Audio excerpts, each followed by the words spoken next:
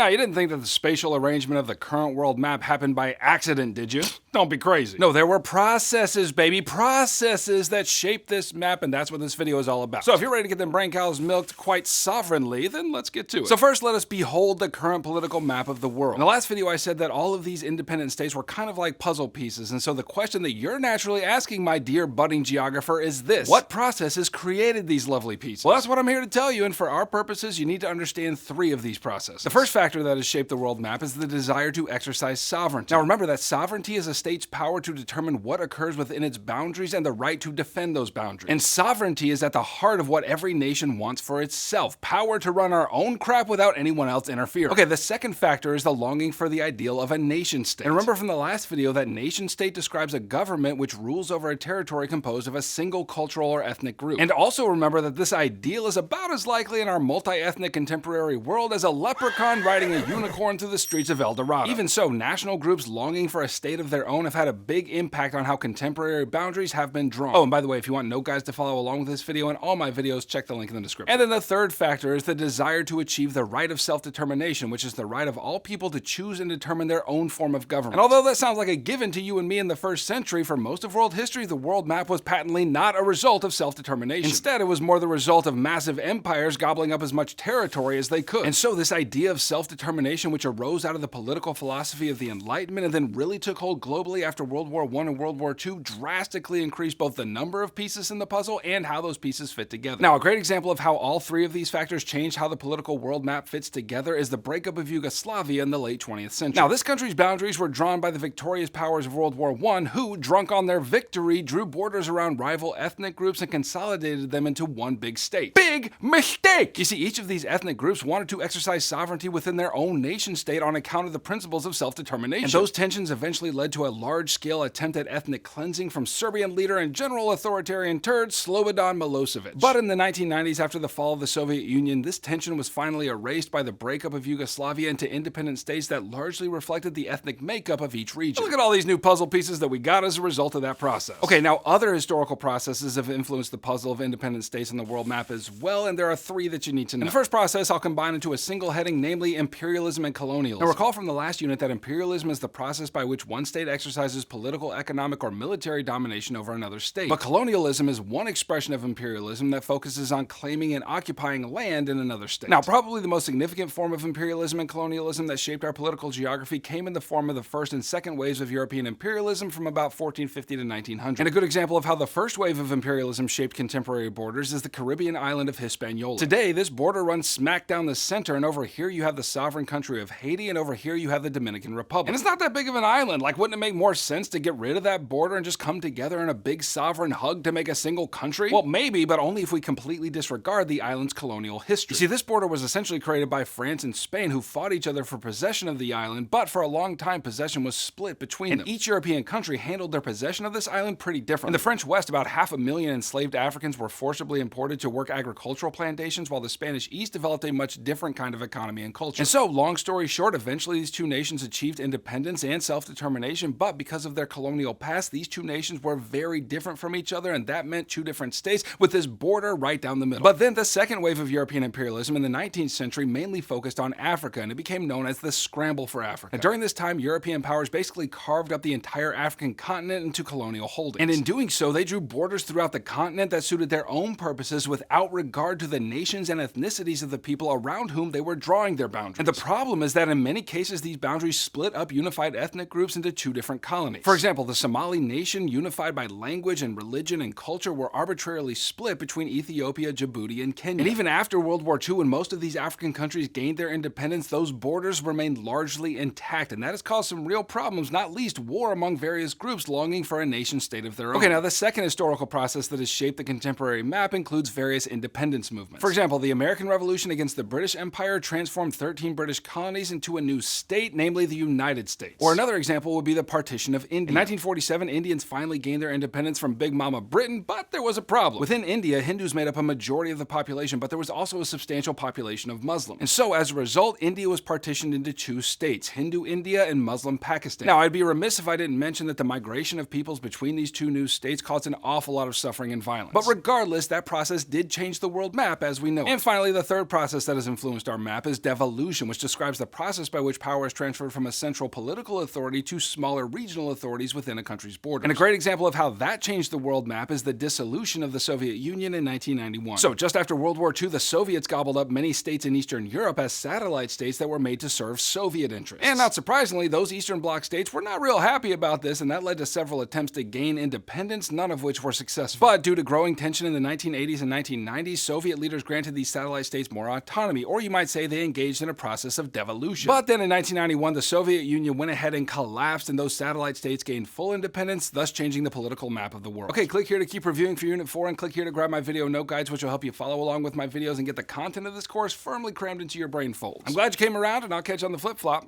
Heimler out.